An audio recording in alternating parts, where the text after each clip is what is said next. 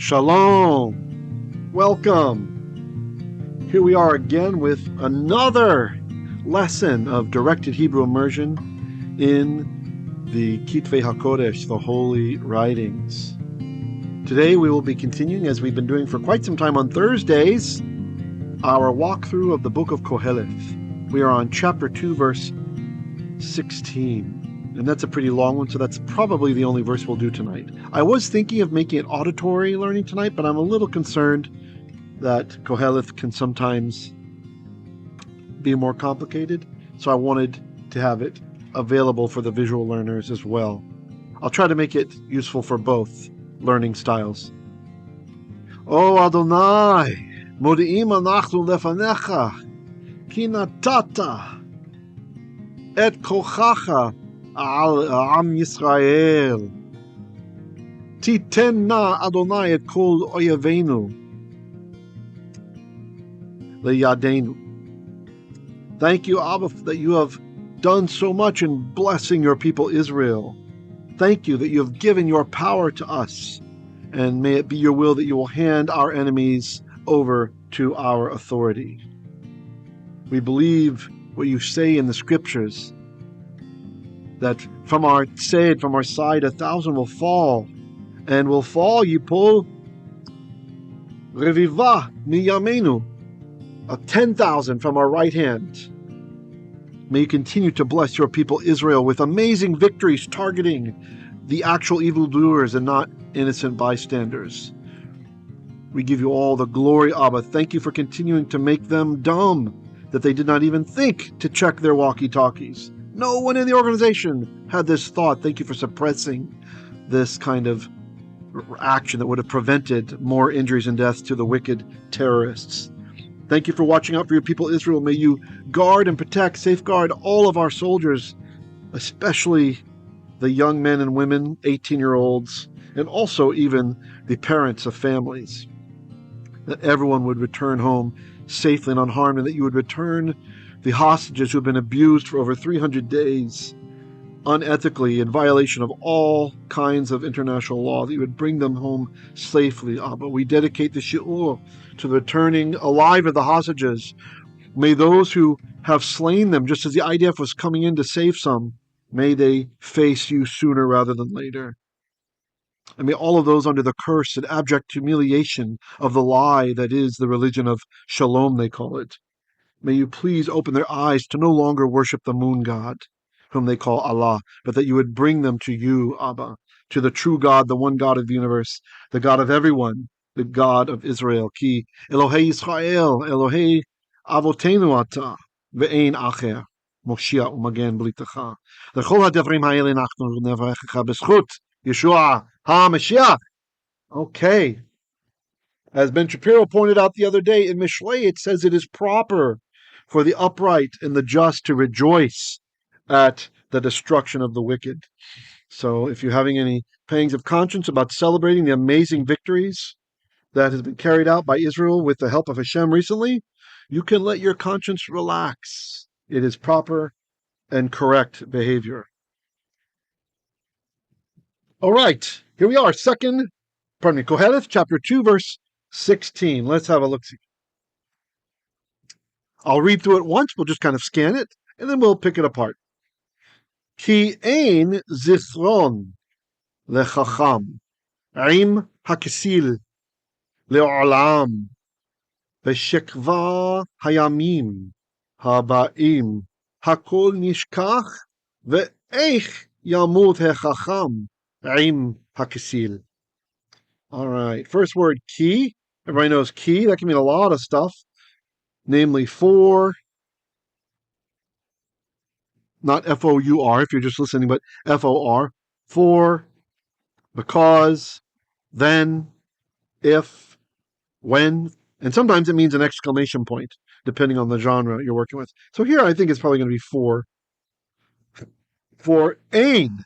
Ein, that's Aleph, Yod, Nun, means there is not. Ki ein, for there is not. Zichron is the next word. Zion, Kaf, Reish, Vav, that's a Chol and Vav, O, and Nun, Sofit. The root of the word is zachar. Zachar, remember, remember. Or we get a zecher, a remembrance, which is a synonym to this word. Zichron is also a remembrance. Or you might know Yiskol, right? You say the Yiskol, some of you say, pray the Siddur. We say the Yiskol prayer at the year anniversary of the death of a loved one. Yizkol. Yizkol means may he be remembered, or it can also be he will remember, depending on how it's pointed.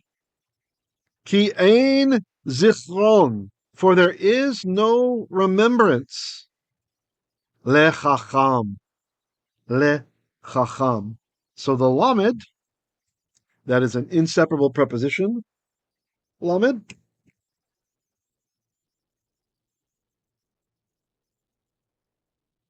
If you're only listening, I'm colorizing that an orangish amber kind of color. Yantar, as it says on my keypad, for those of you who understand that. Okay. Two. Lamed as a prefix usually means two or four. Here it's probably four. Four. Although we learned from Ugaritic that lamed can mean of or from. That would probably work here, like of. Ki ein zichron, for there is no remembrance of. And then the underneath, that this is the footprint of the definite article. So usually the definite article we know is a hey. Oops, sorry about that. Okay, hold on. Is a hey with a patach under it. Why is that happening? And then the dagesh in the next letter. When that next letter cannot take a dagesh, other things happen. Other things happen. So one of the rules, if you want to know it, if you don't care to know this, it's okay. As long as you recognize it as, instead of instead of this marker, hold on, let me change colors. Instead of the patach, the little horizontal flat bar, if you understand and don't mind, we have the segol, the three dots like an upside down triangle, is if you have, I'll write the rule, and those of you who want to know it can know it, okay? If you have a word that begins with an ayin,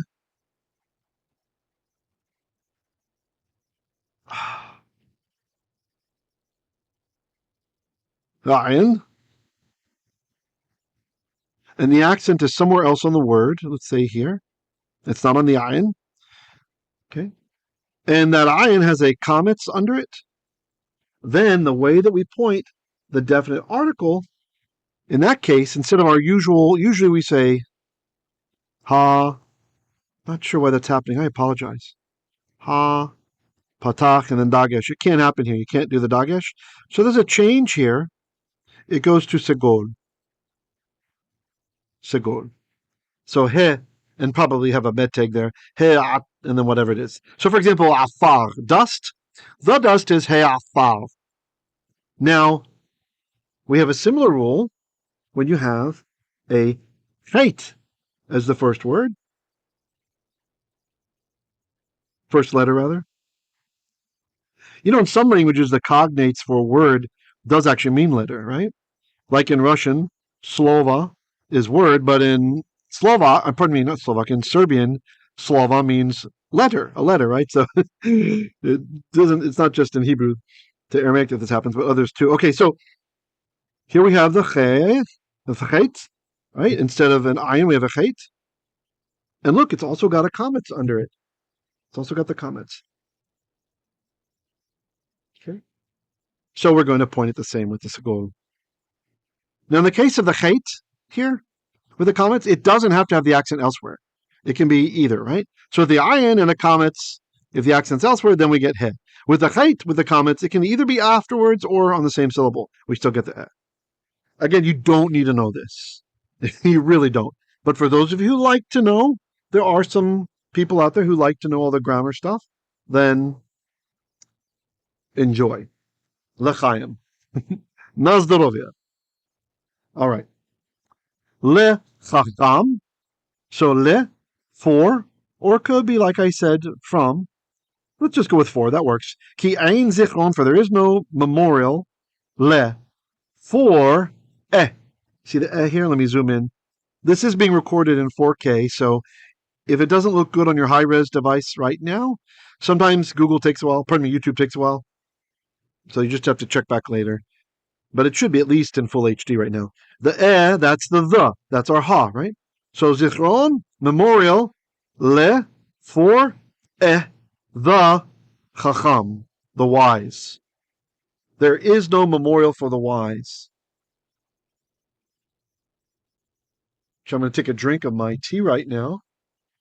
And in case you're wondering, I'm drinking a kosher tea from English English Tea Shop Organic. This is chocolate, rooibos, and vanilla. Ooh.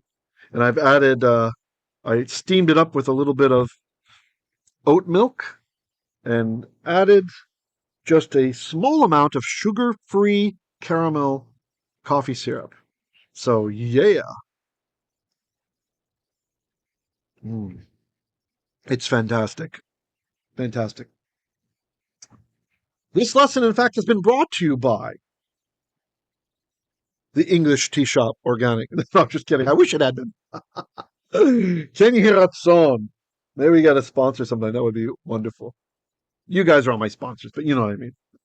By the way, if you'd like to be a sponsor, please consider checking out my Patreon page. It's patreon.com/Hebrew literacy. And you can join us over there and buy my book or become a monthly supporter. We would really appreciate that. That helps us to keep the lights on and everything here. And yeah, you're greatly appreciated. There's also some extra content over there for the monthly supporters. So you are much appreciated. All right, so continuing. Aim. Aim. If you're just listening, that's ayin mem. Aim. Aim means with. It can have some other nuanced meanings. I don't want to introduce those right now because they're just so rare. But for now, when you hear aim, you can just think of with. Now, do not confuse this with the word aim with an aleph. You have aleph mem and we have ayin mem, and they mean different things. Aleph mem usually means if. It can have some other things too. It can set up a conditional clause and some other weird syntax stuff. But at least 60% of the time, 65% of the time, aleph mem means if. If you do this, mot tumat, you will indeed die, right? Okay. Lo alechem. But the ayin mem means with. And if you get these confused, a certain Rabbi Jacob taught me when I was getting them confused decades ago, studying for my bar mitzvah. And he said, look, because we don't pronounce the ayin, right? You don't pronounce the ayin in Ashkenazi or the standard Sephardi Israeli pronunciation. We do in this class. I like to pronounce it to help you not to have the problems that I had. Because if I had learned words with the ayin pronunciation versus the aleph, that would have saved me some headache for words that sound similar, right? Like afar and afer, dust and ash. Right? They sound the same if you don't pronounce the ayin. So he said, look, think about it alphabetically. In English, the word if, comes before the word with, W-I-T-H, right? I is before W. So write them in that order. Write the if on top and the with right down below it. Give some space in between. Okay, now let's look at im, or im, depending how it's connected, and im. Okay, the one that starts with the aleph is the first letter in the alphabet, right? So that one comes first. So write that one on top. And then give a little bit of space, and then write down below it. Alphabetically, that's the order. So when you come across the word, if you don't remember which one it is, does it mean if or does it mean with, think about the alphabet. Is it an ayin? Well, that one comes later. If or with, which one comes later? With comes later, so then you'll remember. Anyway, solid mnemonic stuck with me all these years.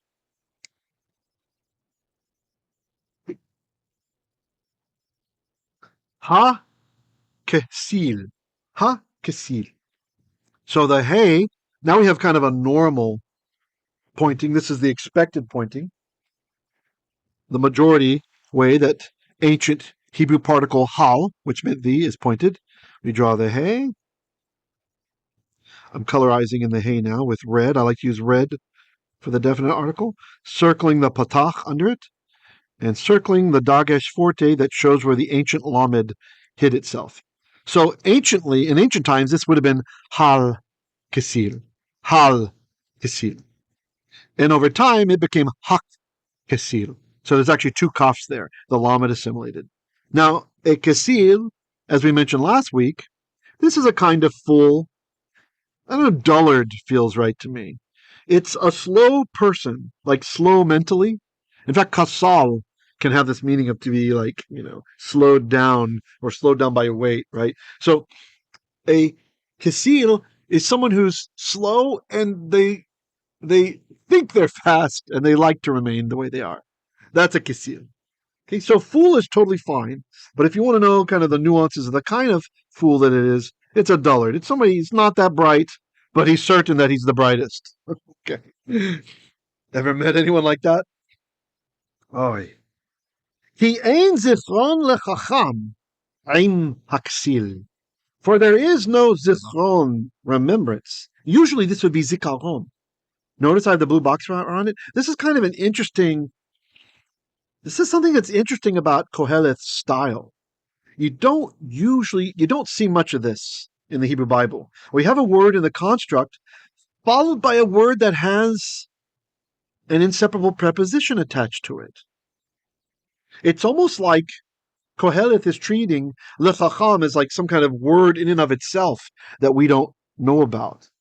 Like lechakam was something like a concept having to do with wise people or something.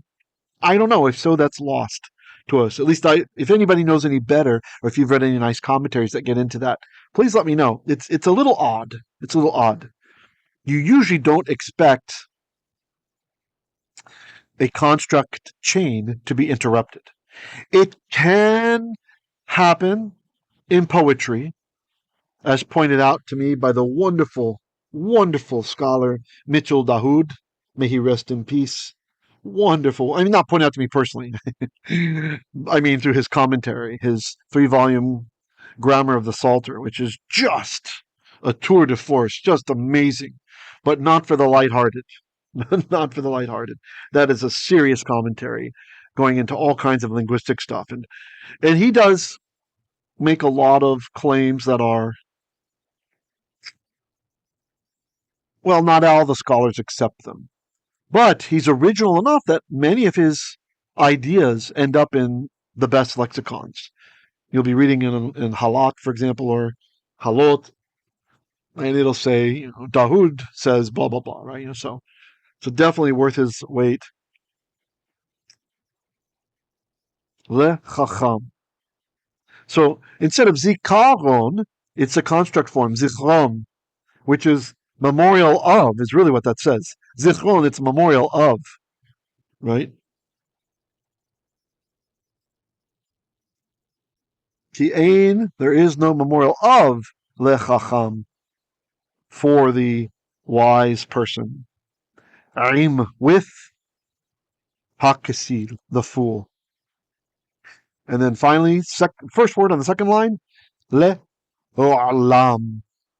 Leolam. For eternity, forever. Forever. Just like the laws of God, we're told in many places in the Bible that those laws are leolam. They are forever. They shall stand forever. Or even as, if you're a follower of Yeshua, he says,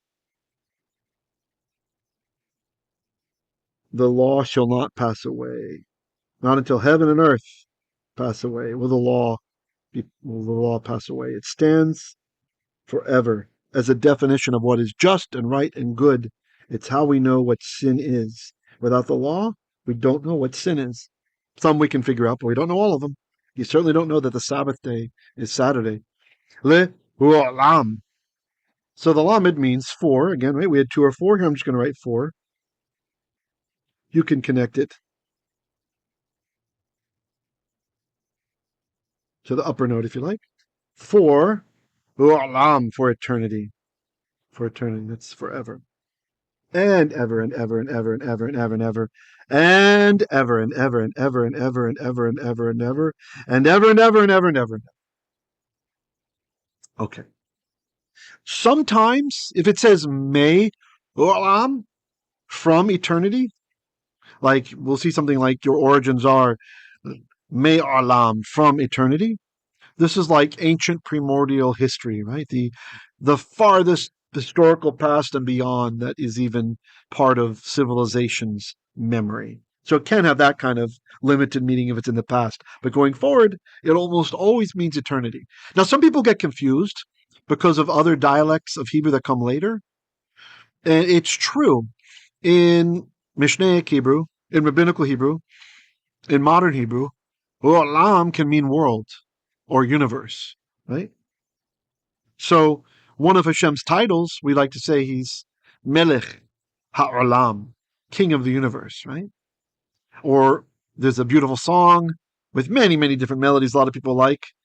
Adon Olam Asher Malach בטרם כל יציר נברא, מאת נסר לחצו כל, אזי מלך שמו נקרא. Sorry, it's hard to stop when you start that, kind of a modern Israeli version. But there's all so many melodies for that song. So, Adon, that's master of Olam.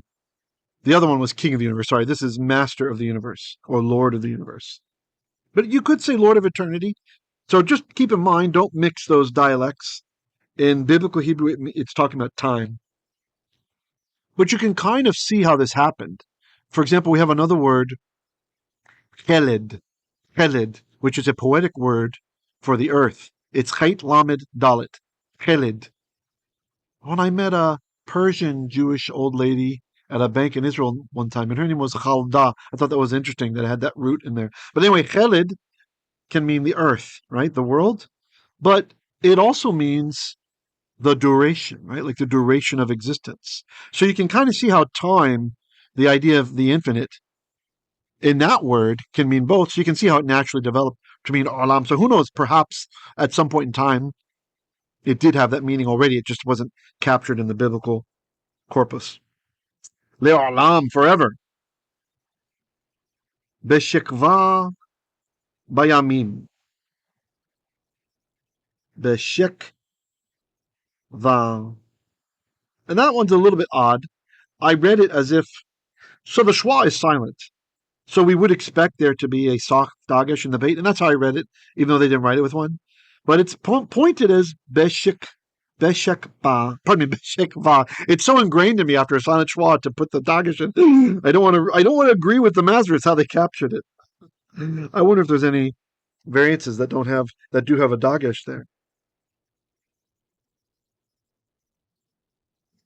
So this is an odd phrase, beshekva, not only because of the pointing, but we expected Agash in the bait, not in the kaf. The kaf shouldn't have them because there's a vowel preceding it. So really kind of weird.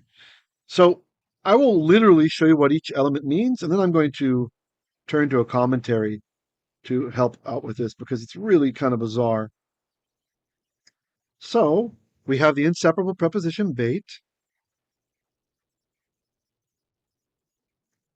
which of course can mean in, with,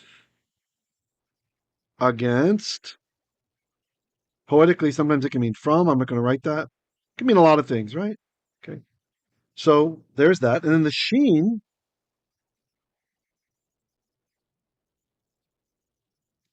that is short for a separable preposition, not an inseparable, a separable preposition, which kind of shows the time of when this was written. It was not written in the time of the Torah.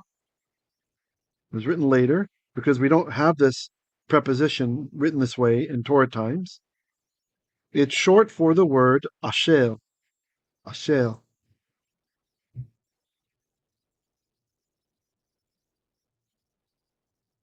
I don't like that, Aleph. Sorry.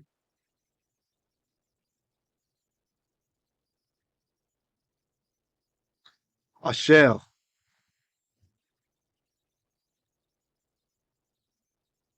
who or which, the relative pronoun. And then the word kvar means like already, already.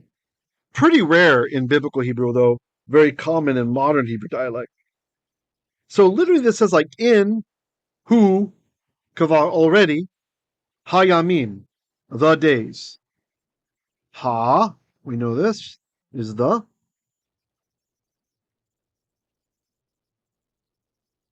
By the way, so glad you guys are here, especially those of you who are able to make it to the premiere. Thank you so much for that. The. And maybe we'll say all roads lead to thee. I'm selecting a color. I need more colors in my palette. I wish I had some golden colors. Or I'll just do cyan.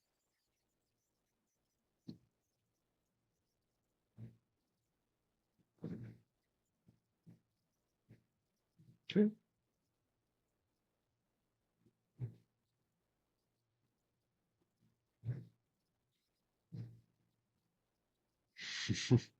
A lot of Venus happening. I'm your Venus. I'm your fire. What's your desire? Boop, boop, boop, boop. Okay. Hayamim. Yamim are days. So hayamim, the days. All right. So I'm going to turn to a commentary by a Hebrew scholar by the name of Choon-Leong Seow, who is pretty well known. And in his commentary regarding this expression, beshekevar hayamim, he translates it as for all too soon. For all too soon. The expression beshekevar hayamim habaim is peculiar. The first word in the phrase is analyzed as beshe, which is synonymous with ba'asher, because, inasmuch as or since. Kvar, already. Thus, beshekevar by itself would refer to something that has already happened or is already happening. Yet the expression hayamim habaim usually refers to the future. So if you look, the next word we have is habaim. Days to come, literally the coming days. And he continues to write, the tension between what already is and what is to come is probably deliberate. The point is that the days to come are already here.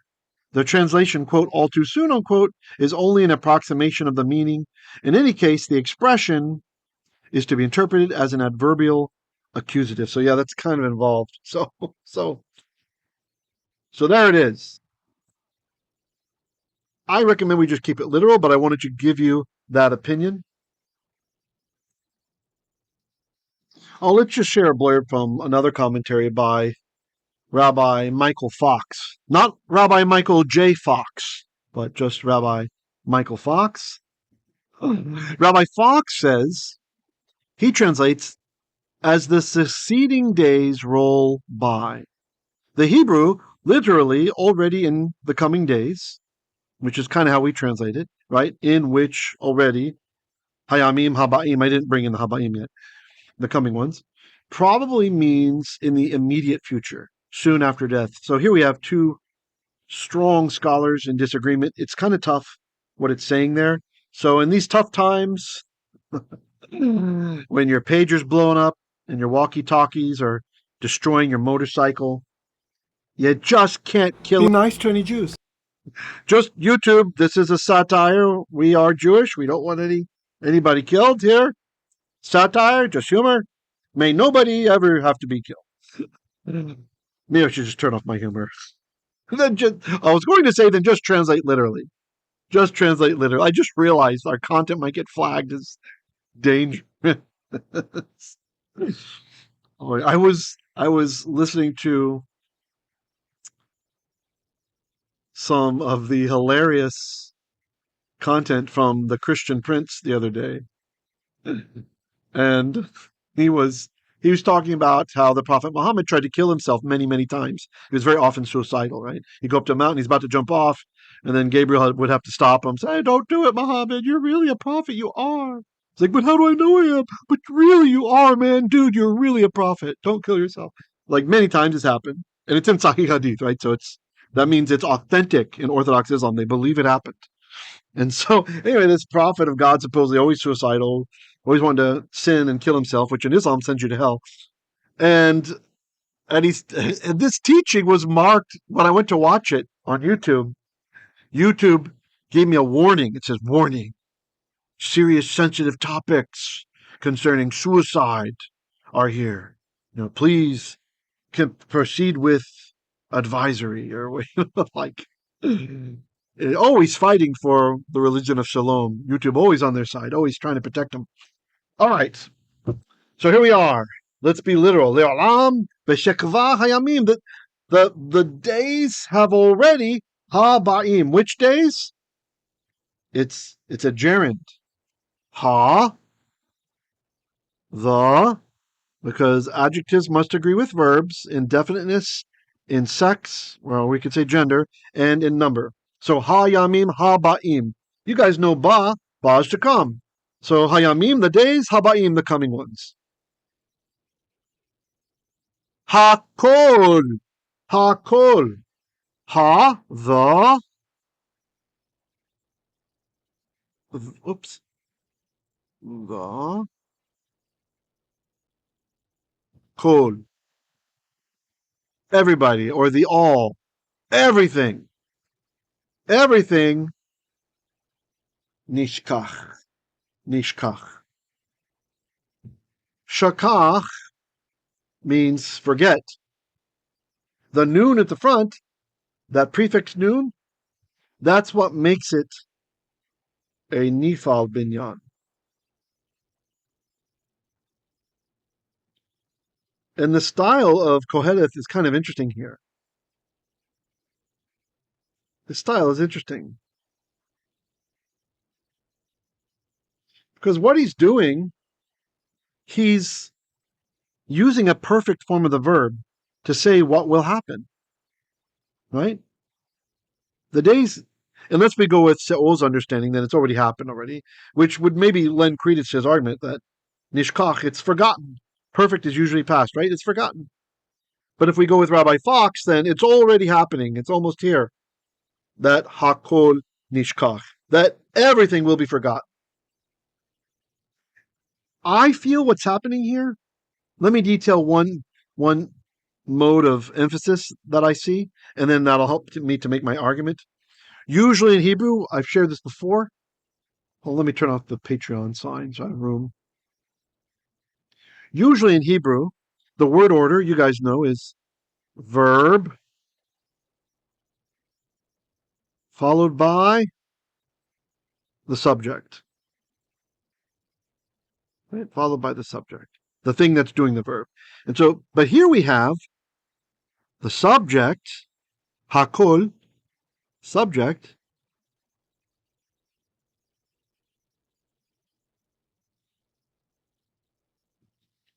preceding the verb, nishkach. So this is expressing emphasis. So I'm going to use magenta, what we use usually for emphasis. I'm going to circle this guy with magenta.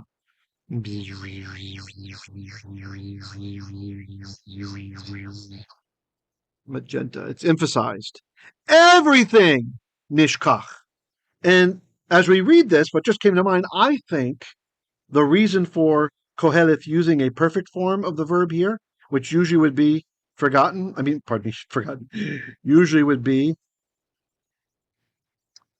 past tense. Perfect.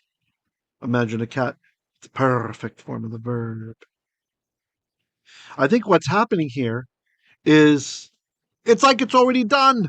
It's extra emphasis. It's more emphasis. At least that's what it feels like to me. I can't prove it, but it feels that way to me. So I'm going to mark that also with magenta.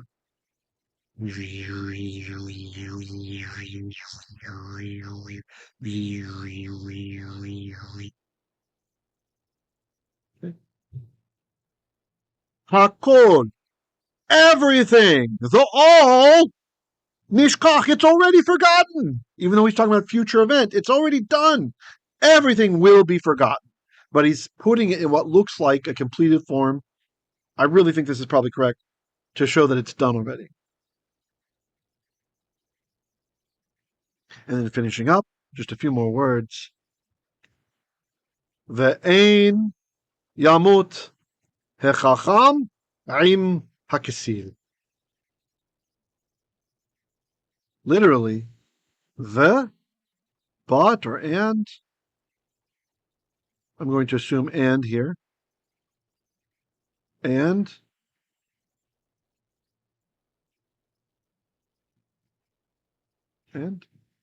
pardon me, not ein, eich, how. Eich means how. I read that as ein because we had the ein up above. It was kind of on my mind. Eich, how. Imagine a great warrior chief saying how. Or we have the book of the Bible called Eicha. I went through and translated that entire book. You can listen to that over in the Megillah playlist. Eicha. Eicha is like, alas. It's a lament, right? That's why it's called Lamentations. Alas. Alas. Whoa. Whoa. Oi. It's like the modern oi. Oi. Lamenting. Ve'eh. And alas, but how? Yamut hechakam. Yamut hechakam. The yod is just telling you he. Yamut. Yamut.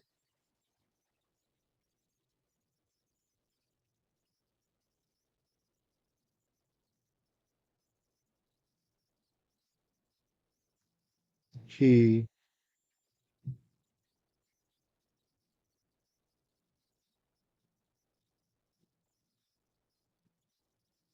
Mut dies. But alas. Well, maybe it is but alas or and alas. Let's change this to but feels better.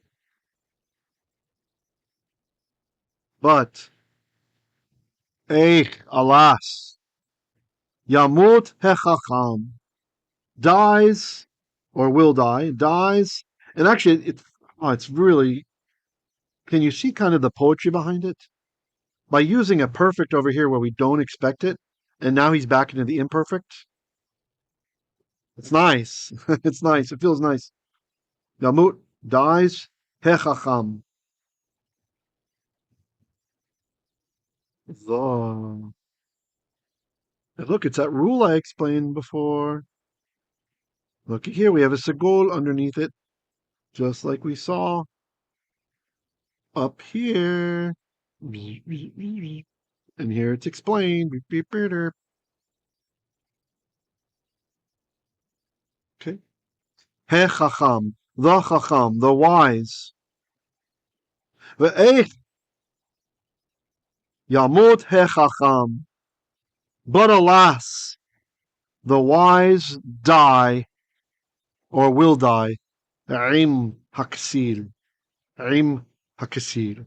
So you're seeing the ayin there. Is it if or is it with? Ayin comes after aleph, just like W comes after I, so it's with. With hakkesiyl. I read somewhere that ayin can sometimes have the feeling of kaf, like in the same manner as. So this might just be high poetry from Qoheleth here to mean as, right? So the wise man dies, not necessarily with, I'm being hyper literal here, with my with, hakkesiyl, with the dullard, but it might mean as the dullard dies, right? How are we on time? Let's see. Oh, I better hurry. I need to export this at double volume just in case it's not loud enough. So I'll just read through one more time and then we'll be finished. Okay. Ki ein zichron lechakam.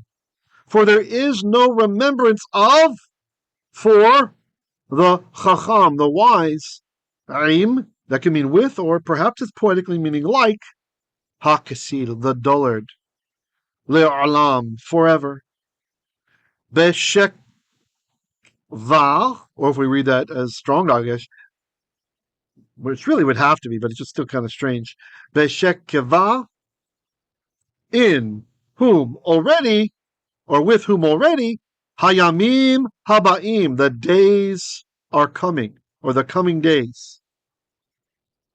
Hacal, everything.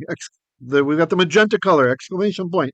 Nishkach, will be forgotten. Indeed will be forgotten, maybe we'll say, because it's a perfect. It's like saying everything we're saying in the coming days, yet. I'm going to side with Rabbi Fox there. In the coming days, yet. Hakol nishkach, everything has been forgotten. Everything will have been forgotten. Maybe that's what's trying to be expressed. Hebrew doesn't have the complicated levels of time expression that English does, but it will have been forgotten. Ve'eh, and alas, but alas, yamut hechakam, the wise will die, im, with or like, hakkesiyl, the dullard. I'll just read it one more time at a normal pace. Try to understand. Let it just kind of flow into you. Ki ech zichron lechakam im hakkesiyl leolam beshekevar hayamim habaim hakol nishkach ve'ech yamut hechakam im hakkesiyl. Okay, you guys, shalom, shalom. Have a great rest of the evening or morning or afternoon for you, wherever you guys are. I know people tune in from all over the world. I appreciate hearing from you in the comments down below if you didn't join us for the premiere chat. And check in with us on Shabbat for our detailed workthrough of the ancient triennial Torah portion that's coming up Shabbat at GMT +8 in this time zone. It's at 5 p.m. on Saturday, and that is 5 a.m. Eastern Standard. So pretty early over there in the Americas. And you just kind of figure out your time zone. You know, if it's GMT +8 over here, then in Britain it's going to be GMT, right? Subtract 8 hours and, kind of late on Friday night if you want to check in with us. All right. Everybody be well. Shalom, shalom. Pray for our troops.